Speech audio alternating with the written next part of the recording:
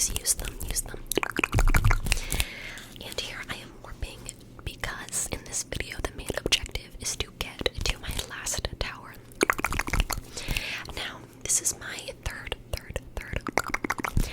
time playing Breath of the Wild. I played it for the first time when it first came out in 2017. Again, about 8 months ago, and then for the third time now, because of the trailer for the second one coming out, it just like inspired me. I just got really excited, and I was like, you know what, let me go back to Breath of the Wild. So here I'm just getting some luminous stone because I saw it coming out of the shrine that I worked to do. Now. I have been on the shrine grind recently. Because if you've played, you know that you need 13 hearts to get the Master Sword. I actually was going to do go into the Lost Woods and get the Master Sword in this little playthrough. However, that is a big part of the game, and I didn't want to spoil it for anyone that is thinking of playing or wants to play or is playing and hasn't gotten to that part yet. Again, I just think that's a very big, like when I did it for the first time, I really got so excited and it was really cool.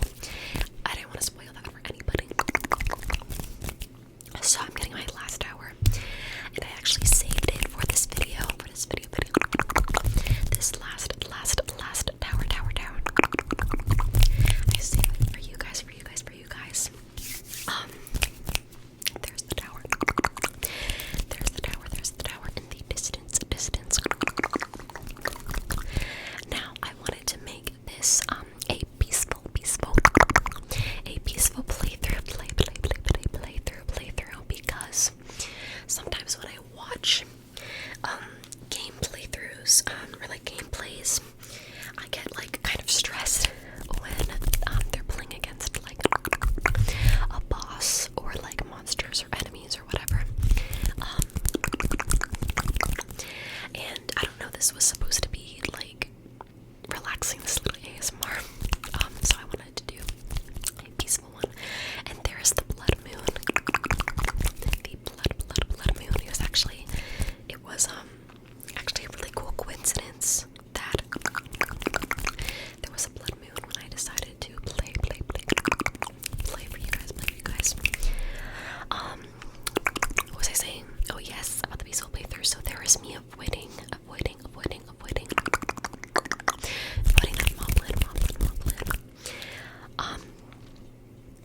Because again, I wanted to make it just, relaxing and chill, and not have anybody stressed. If you guys are like me, I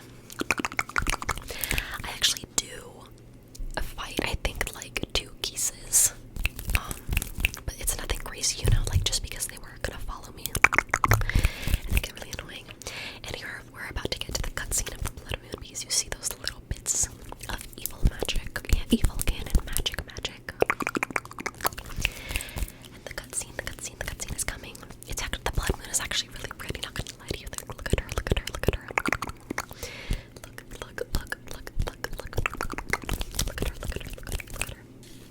The blood moon arises once again. Please be careful, Link. Okay, I actually have something to say that is not very nice. And I'm only gonna say it because I have read the same thing on Reddit, so I know that it's like I'm not the only one that thinks this. But I think that they chose a horrendous voice actress for Zelda. I'm sorry if you like the voice actress. It's like, first of all, I don't know why they made her British. First of all. Second of all, it's so clear that the actress is not British, and she can't do a passable British accent at all. Like, whatsoever. And I don't know, it just gets on my nerves sometimes. Like, they have the money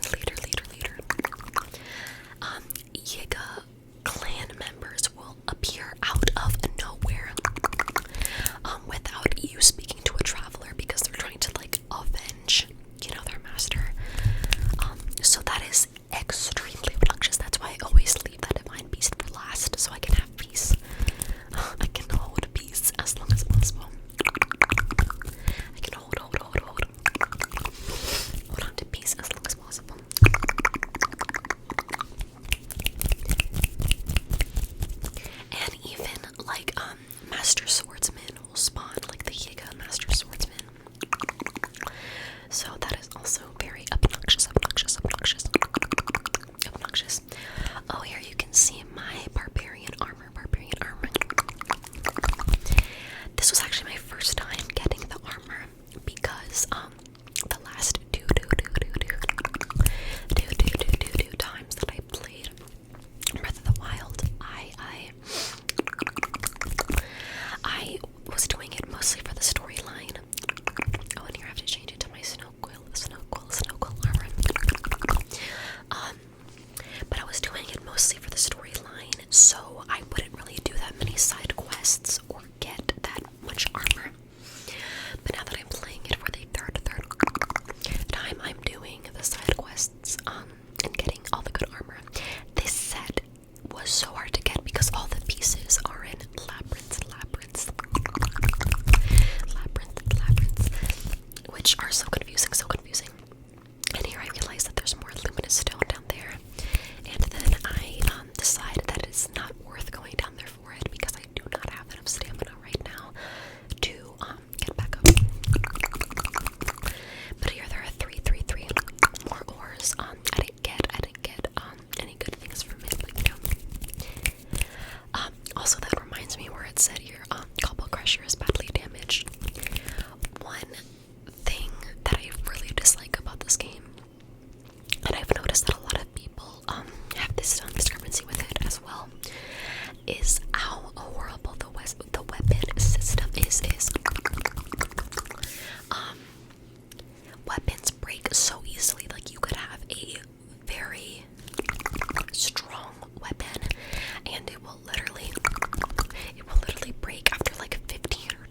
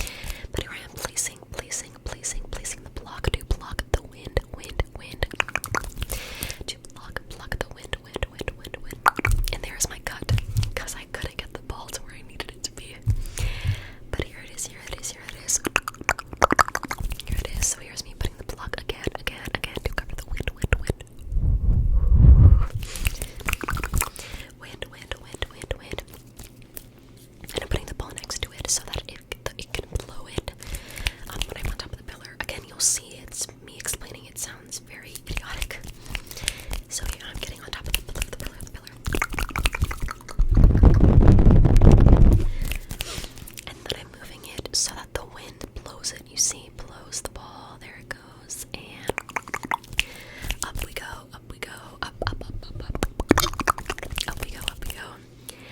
And then I get to the monk, and get my spirit orb. Get the spirit orb, get the spirit orb. I always skip through this part just because it's the same part it's the same thing every time. The promise of a hero, blah blah blah, your resourcefulness. There's my spirit orb. May the goddess smile upon you.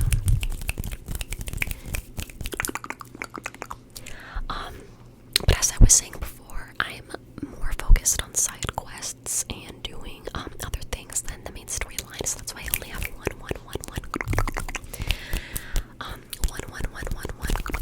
divine beast right now. It's Mifa's Grace, the little elephant in the left corner, which you're gonna see right now. There it is.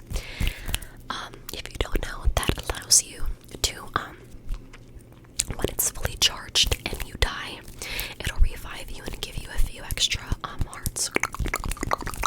A few extra temporary hearts.